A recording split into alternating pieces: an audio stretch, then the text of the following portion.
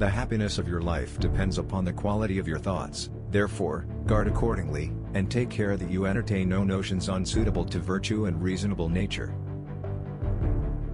Reject your sense of injury and the injury itself disappears.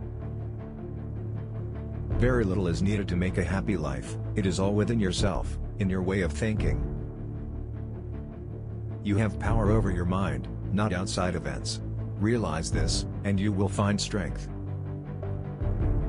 Nothing happens to any man that he is not formed by nature to bear. Our life is what our thoughts make it. The only wealth which you will keep forever is the wealth you have given away. How much more grievous are the consequences of anger than the causes of it? He who lives in harmony with himself lives in harmony with the universe. Let men see, let them know, a real man, who lives as he was meant to live. Here is the rule to remember in the future, when anything tempts you to be bitter, not, "This is a misfortune," but to bear this worthily as good fortune. The art of living is more like wrestling than dancing. Life is neither good or evil, but only a place for good and evil. A noble man compares and estimates himself by an idea which is higher than himself, and a mean man, by one lower than himself. The one produces aspiration, the other ambition, which is the way in which a vulgar man aspires. A man should be upright, not be kept upright. Confine yourself to the present. There is nothing happens to any person but what was in his power to go through with. Look within. Within is the fountain of good, and it will ever bubble up, if thou wilt ever dig. Adapt yourself to the things among which your lot has been cast, and love sincerely the fellow creatures with whom destiny has ordained that you shall live. To refrain from imitation is the best revenge. When you rise in the morning, think of what a precious privilege it is to be alive, to breathe, to think, to enjoy, to love. Accept the things to which fate binds you, and love the people with whom fate brings you together, but do so with all your heart. The object of life is not to be on the side of the majority, but to escape finding oneself in the ranks of the insane. The best revenge is to be unlike him who performed the injury. The soul becomes dyed with the color of its thoughts. Time is a sort of river of passing events, and strong is its current. No sooner is a thing brought to sight than it is swept by, and another takes its place, and this too will be swept away. Loss is nothing else but change, and change is nature's delight. Nothing has such power to broaden the mind as the ability to investigate systematically and truly all that comes under thy observation in life. That which is not good for the beehive cannot be good for the bees. Everything that happens as it should, and if you observe carefully, you will find this to be so. Look back over the past, with its changing empires that rose and fell, and you can foresee the future, too. To begin is half the work, let half still remain, again begin this, and thou wilt have finished. Do every act of your life as if it were your last. Because your own strength is unequal to the task, do not assume that it is beyond the powers of man.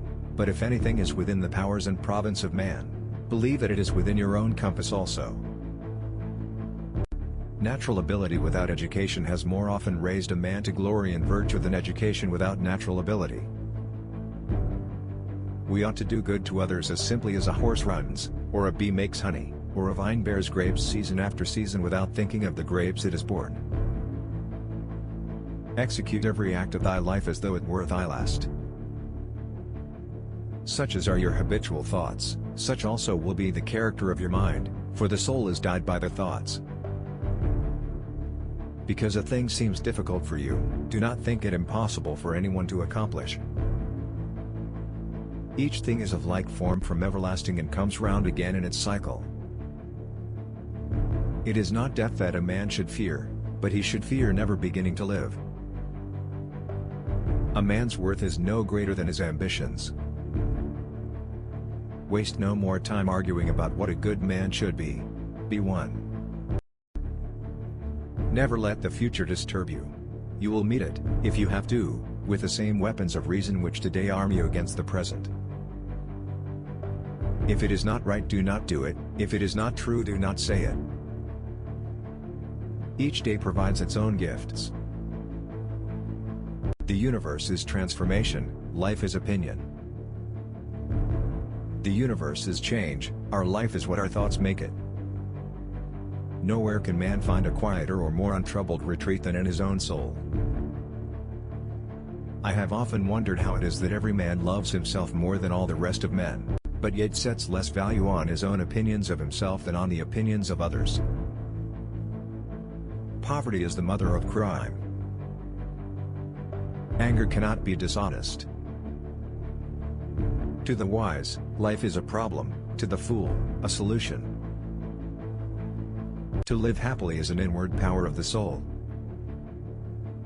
Observe constantly that all things take place by change, and accustom thyself to consider that the nature of the universe loves nothing so much as to change the things which are, and to make new things like them. To understand the true quality of people, you must look into their minds, and examine their pursuits and aversions. Anything in any way beautiful derives its beauty from itself and asks nothing beyond itself. Praise is no part of it, for nothing is made worse or better by praise. Tomorrow is nothing, today is too late, the good lived yesterday. Perhaps there are none more lazy, or more truly ignorant, than your everlasting readers. Let not your mind run on what you lack as much as on what you have already. Everything that exists is in a manner the seed of that which will be. Be content with what you are, and wish not change, nor dread your last day, nor long for it. Let it be your constant method to look into the design of people's actions, and see what they would be at, as often as it is practicable, and to make this custom the more significant, practice it first upon yourself. Men exist for the sake of one another. Be content to seem what you really are. Whatever the universal nature assigns to any man at any time is for the good of that man at that time. When thou art above measure angry, bethink thee how momentary is man's life. Aptitude found in the understanding and is often inherited. Genius coming from reason and imagination, rarely. Where a man can live, he can also live well. The act of dying is one of the acts of life. We are too much accustomed to attribute to a single cause that which is the product of several, and the majority of our controversies come from that. What springs from earth dissolves to earth again, and heaven-born things fly to their native seat. The universal order and the personal order are nothing but different expressions and manifestations of a common underlying principle. And thou wilt give thyself relief, if thou doest every act of thy life as if it were the last. Death is a release from the impressions of the senses, and from desires that make us their puppets, and from the vagaries of the mind, and from the hard service of the flesh. Despise not death, but welcome it, for nature wills it like all else. How much time he saves who does not look to see what his neighbor says or does or thinks. Death, like birth, is a secret of nature. Forward, as occasion offers. Never look round to see whether any shall note it. Be satisfied with success in even the smallest matter, and think that even such a result is no trifle.